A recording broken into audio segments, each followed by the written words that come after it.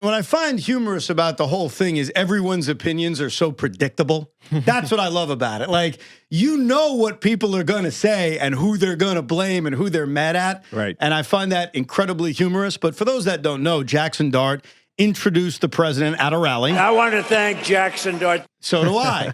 And then Abdul Carter went on social media and wasn't thrilled with it by saying, I think this is AI. What are we doing? Well, I thought it was AI. I thought it was AI. What are we doing? Giant fans, based on their political leanings, fought with each other. So we had like a real Americana moment on Memorial Day weekend. As we sit here today, Tiki Barber, A, as someone who's been in a locker room, B, as someone with an opinion, what's your thoughts on everything that went down between Donald Trump, Jaxson Dart, Abdul Carter, and everyone's reaction? I mean, this is just a symptom of where our country is, and it is sports talk radio on steroids, the political world that we live in. And there is no discourse. There isn't a lot of, I see your side of the story. It's my way or no way, my side, your side. It's bipolar. It's frustrating, to be honest with you, because that's not how it used to be. It didn't. I remember when I was playing, I met both sides of the political aisle. Met President Bush, as I told you about. My ex-wife used to dress Bill Clinton, and it just felt like it wasn't as big of a deal as it is now. It's a spectator sport, the political arena. And when someone steps into it, you immediately become hated for your opinion one way or the other. And it's unfortunate, because that's not what politics is supposed to be. It's not supposed to be, a zero-sum game. And I think it's typical of why our country is in the state that it is right now. Is there any issue in the locker room? No, not at all. Do you think Abdul Carter made a mistake addressing it? No, it's the social media world. You do it. Trust me, people have said worse about Jaxson Dart on social media. That's true. So I know people want to make this a big deal and say, oh, Abdul Carter was wrong or Jaxson Dart was wrong. No, you weren't. You're just a kid living your life. And get over it. What I hate is that everybody's a pawn now. Jaxson Dart, by introducing Donald Trump, doesn't mean that Jaxson Dart approves of everything Donald Trump has done or is guilty of anything Donald Trump is accused of. Right. That's not true. So I get a big portion of the country doesn't like the president. That doesn't mean Jaxson Dart is him. That's number one. And I found that incredibly humorous when I saw it. Number two, because Abdul Carter said, this is AI, what are we doing? Doesn't mean that Abdul Carter is now a Democrat or a socialist or whatever you want to call him.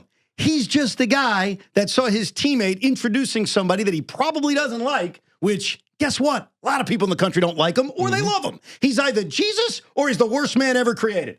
I've been around long enough, we all have, to know that that's the way this thing works. Of course. And so the overreaction to both was insane to me. It was insane. Jaxson Dart didn't do anything wrong. Abdul Carter didn't do anything wrong. But guess what? Everyone who has a political agenda will tell you that the other side did something wrong. Right, because it becomes politicized. It becomes a tool for an argument one way or another. And to me, that's stupid.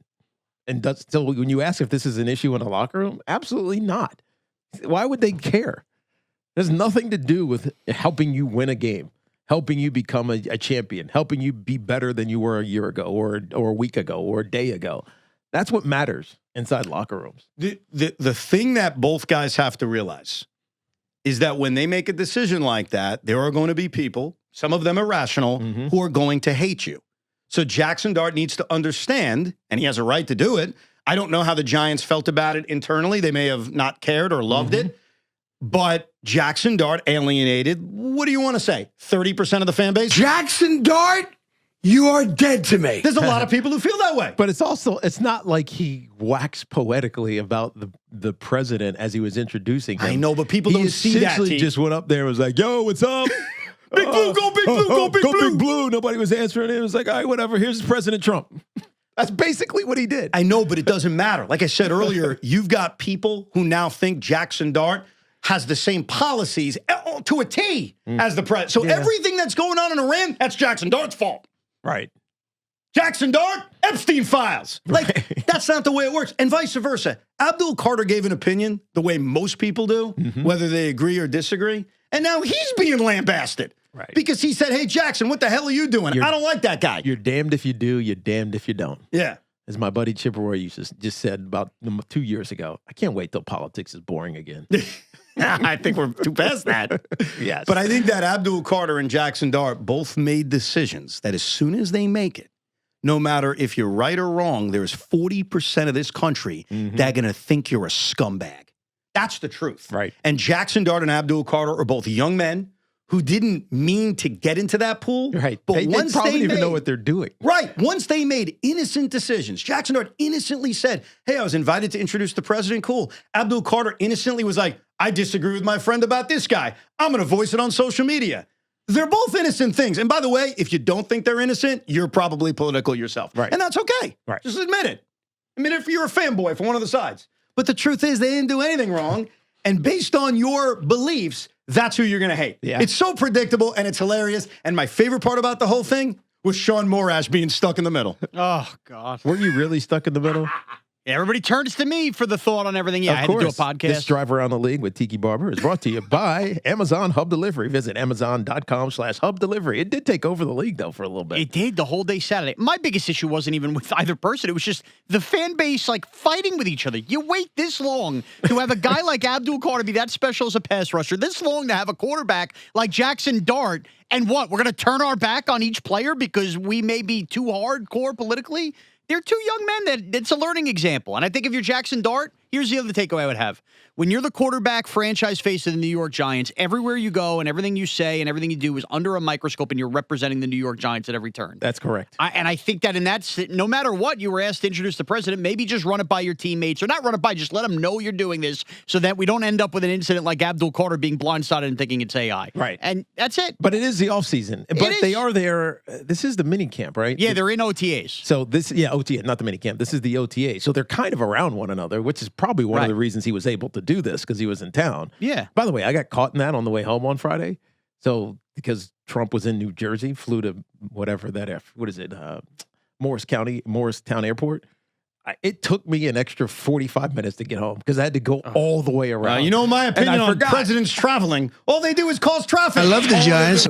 I'm driving up to my exit. There's a cop car sitting there. I'm like, what the heck is this cop car sitting here for? Go to the next exit. There's another cop car. The next exit, there's another cop car. I had to drive basically like 10 miles around my house just to get to my house. So I was pissed off at the president for causing traffic. Well, I'm very happy with both the president and Jaxson Dart because they gave me this. I want to thank Jaxson Dart. And we wouldn't have had that without this. I want to thank Jaxson Dart. So I'm glad it all happened. And the locker room thing, and I was thinking about this all weekend, and you laid it out perfectly. Because a part of me is like, oh man, would this have caused strife in your locker room? And the reason I already know the answer is no is whether people like it or not, let's be honest. George W. Bush, Bill Clinton, controversial guys. One guy got impeached, and the other one is accused of starting a war on false pretenses, okay? They're controversial. It ain't the same. No. And I don't know if it's the times we live in. I don't know if it's the current politician's fault, but Donald Trump and Joe Biden, because I would include Biden in this too. If a player went and introduced Joe Biden, you damn right there'd be sentiments on social media. Of course it would. We need the politics in sport. So I think it's not a political thing one way or the other in terms of it's only one side. It's happened with our last two. But it wasn't the case with Bush and Clinton, and they were plenty controversial. Right. And Jaxson Dart did not make a political statement. He literally just said, here's the president. But he's being accused of it. Exactly. This is And where it's almost if people heard or didn't hear what he said and are making this assumption that he had this presentation, this political presentation to introduce the president. He just said, hey, yo, let's go Giants. Nobody responded to him. And he's like, here's the president. Right. That's all he did. And you know why nobody responded to him? It had nothing to do with anybody out there. Because the chant sucks. And that's the other takeaway that got buried here. That Go Big Blue chant the Giants tried to do before every game, Jaxson Dart's carrying over. It's let's go Giants. It's defense. We don't need the manufactured. Yeah, when did Go they Big start Blue. that? Last year they were bringing, like, I don't know if you did it a game, but representatives out before every game, let's go Big Blue, do the whole announcement to the home crowd. That was a thing that started last year. And now we're carrying this over. The Giants need to end the Go Big Blue chant. Yeah, let's go Giants. It's fine. That's it. That's it. That was the biggest problem with the whole thing. We're still in a chant. People are like, what is that? Yeah. It's embarrassingly corny. Yeah, no, we're going to do that. It's not Skull in Minnesota. Let's just put it that way. All I know is, and I think it'll only last a few weeks, I think people will get over it, but there are plenty of people who now either hate Abdul Carter or hate Jaxson Dart. Jaxson Dart, you are dead to me. That's a decent amount of people. And plenty of people that download and subscribe to all my podcasts now. Thank you. That drive around the league, sponsored by Amazon Hub Delivery. Visit Amazon.com/HUB delivery. Did you get a Trump bounce from your Trump-related One Giant Steps? Well, we did very good numbers. He'd be very happy about this. We did very good numbers. He did very good numbers. Very good. Specifically So, Talking Giants. Like very the good numbers. best? Like the best?